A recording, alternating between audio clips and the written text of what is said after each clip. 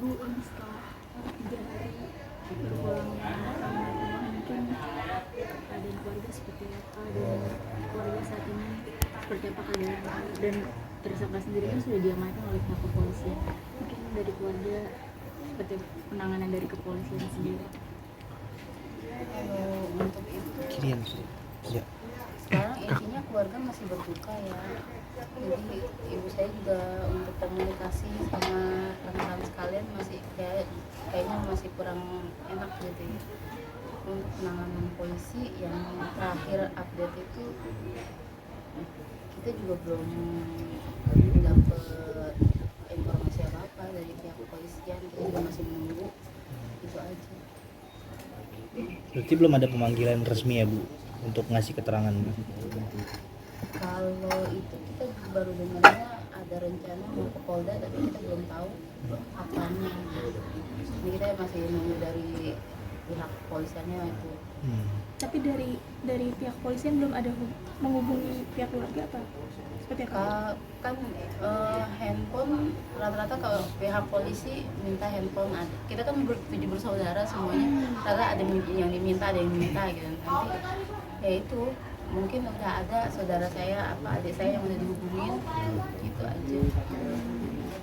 Tadi sempat ke ziarah ya? Iya. Untuk hari yang ketiga ziarah. Mungkin ada rencana untuk tahlilan atau seperti apa? Tahlilan hari ketiga ini tadi, terus nanti akan dilanjutkan hari ke-7 dan hari ke-40 nanti. Untuk mungkin tadi kan lihat makanan digabung ya? Iya, digabung sama almarhum bapak. Almarhum bapak. Iya.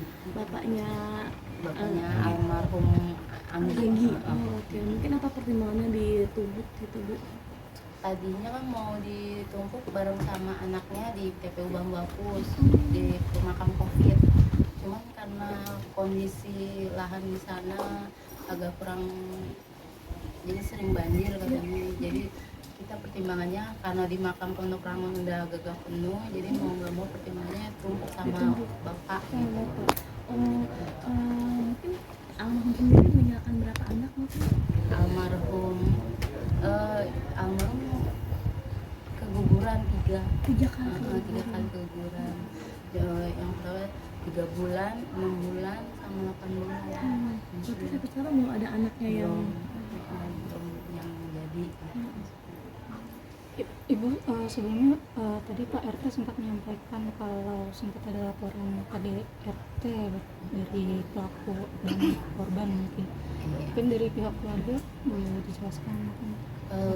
Jadi pas Nisbu Saban itu mereka cekcok terus keluarlah kalimat talak dari pihak laki-laki. Nah, kalau dalam hukum Islam kan kita tahu kalau dia bilang talak ya berarti sudah selesai, sedangkan mereka hanya nikah siri kan. Jadi ya kita anggap dari keluarga yang sudah selesai, tapi dia berdalih dia hanya emosi terus nggak mau dipisahin. Nah, karena kita juga emosi, kita manggil pihak polisi kan. Nah, jadi dia ceritanya sebelum manggil pihak polisi itu dia ngambil pisau mau bunuh diri ceritanya depan kita. Karena ibu saya histeris kan, langsung manggil polisi. Pas polisi datang dia kabur. Nah, jadi makanya waktu itu dia pisah dah tuh akhirnya, harus nggak mau jadi pisah dari kontrakan ini. Ternyata dia kan ngontrak di depan gitu. Tapi jadi, ya boleh lanjut. Jadi ya maksudnya kita kecolongannya di situ karena dia mantaunya masih deket gitu jadinya. Ibu, sejak kapan mungkin sudah terjadinya KDRT terhadap anakku sendiri? Apakah dari awal juga keluarga sudah mencium bahwa tidak benar nih si terduga pelaku tersebut? Ya namanya kan kita tinggal nggak bareng ya. Kalau untuk masalah KDRT saya nggak tahu, namanya berkeluarga masing-masing.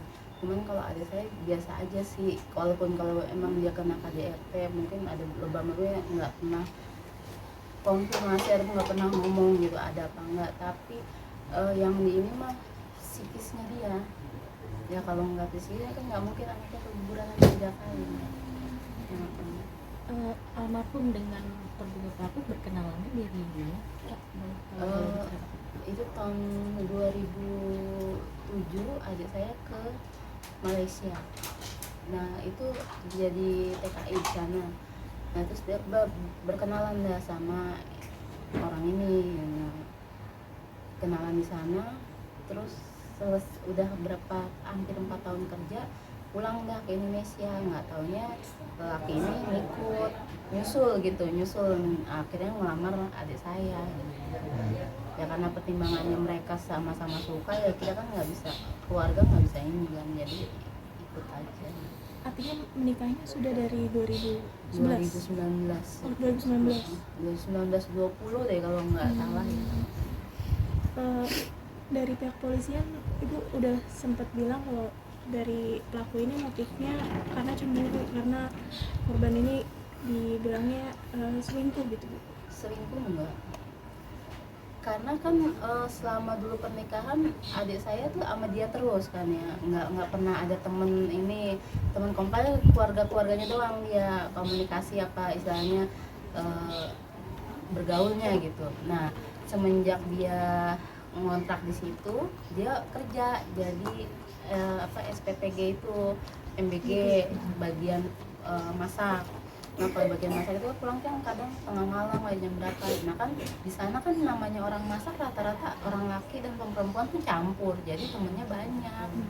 Itu dia cemburunya di situ, dikirainnya dia udah nggak ini sama si orang ini gitu, jadi ada percekcokan terus. Oh, artinya percekcokannya itu muncul setelah dia cemburu.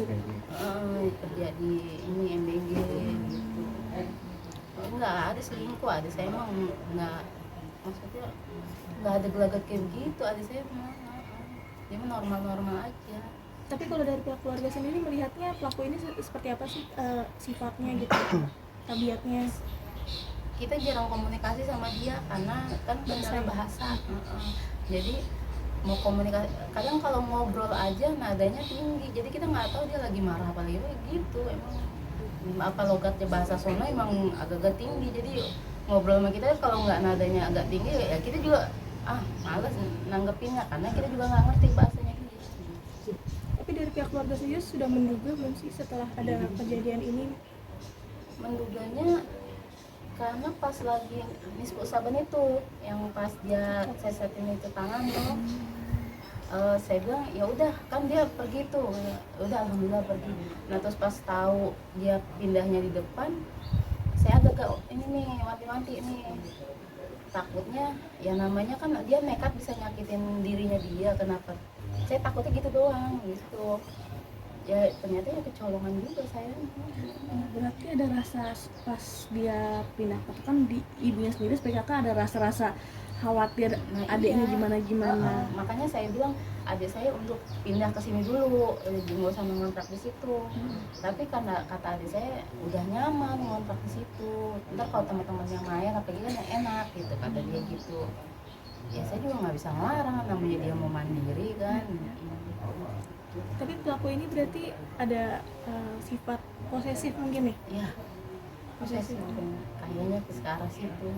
Tapi kalau dari pihak keluarga mendengar nggak ada maksudnya kayak mendapat perlakuan kasar gitu dari pelakunya ini? Kalau istilahnya pas lagi dia punya uang, ada saya mah sering diajak misalnya ke mall, pokoknya apapun yang dia mau pasti dibeliin sama ini pihak cowok. Tapi ya begitu. Jadi walaupun dia berantem apa, kita kan nggak ngerti ya, namanya dia cekcok berdua, nadanya emang tinggi, apalagi ngobrol biasa, apalagi ngobrol ini, saya juga nggak tahu itu. Berarti curhat-curhat mengalami kekerasan gitu nggak ada ya? Nggak ada. Untuk sekian ini memang ada, cuman ya kalau misalnya psikis mungkin iya, kalau ini mungkin tiga-tiganya anaknya dia jadi kali ini. Ini kan stres kali apa gimana sih juga nggak ngerti kan. Kak, pada saat mereka berdua berpisah, apakah si betul-betul pelaku ini sering ke kontrakan almarhumah atau bagaimana? Kalau ke kontrakan kita sering mantau sih enggak, cuman ternyata ada sekitaran orang udah bilang dia sering mantau. kayak adik saya kalau pulang kerja nih katanya ntar dia ada di ini jauh gitu mantau dia. Terakhir itu saya boncengan adik almarhum mau ke pasar, ternyata kan saya papasan saudara saya, ternyata di belakang itu ada dia. Oh, dibuntutin. Dibuntutin terus, emang dia lagi ingin beberapa hari terakhir ini emang lagi mantau terus, ngikutin terus. Melapor nggak sih keluarga karena kan mungkin sudah sampai segitunya gitu. Kalau itu Lapor RT atau keluarnya apa taunya pas udah kejadian, ternyata dipantau dia. Kan kita juga kan nggak ngerti. Kalau tahu malah saya udah negor sama yang punya kontrakan, yakin Bu mau nerima itu di situ ya. Terus saya pikir-pikir ya orang dia nggak berbuat apa-apa mas saya main diusir aja kan nggak mungkin juga, ya saya pantau aja deh. Nah itu salahnya saya kecolongan di situ. Tapi pelaku udah ditangkap ya Bu ya? Udah kemarin yang di Tol Merak itu Di Tol Merak ya? udah. Oke. Dan Untuk Ibu terima kasih banyak ya Ibu. untuk satu lagi Dengan mungkin Ibu siapa Bu? untuk dia kan yang kerja kan akhirnya kan ade dari Mbak gitu kan, mungkin kenapa nggak cowoknya kerja apa sih sebenarnya? Dulu lagi yang pas tinggal di Puncak itu dia kerja jadi sales minyak wangi. Nah terus sempet juga dia kerja di Mangga 2 itu jadi minyak wangi juga. Nah tapi pas akhir-akhir kesini saya nggak ngeliat dia berangkat kerja gitu. Kayaknya berhenti apa gimana ya, tapi kan adik saya memang baru 3 bulan kerja di MBG. Jadi selama 3 bulan penghasilan uang dari untuk hidupin rumah tangga tuh dari Adik saya. Makanya dia ngerasa dia mampu, makanya dia ngontrak. Tadinya juga tinggal di sini. Ya, karena dia ngerasanya mampu ya udah Tapi sebelum 3 bulan ini ada tinggal di sini. nggak kerja sama sekali atau sebelumnya nggak kerja, emang penghasilan Kerja. dari sebelum di MBG? Sebelumnya adik saya sebelum di MBG nggak kerja, nggak kerja.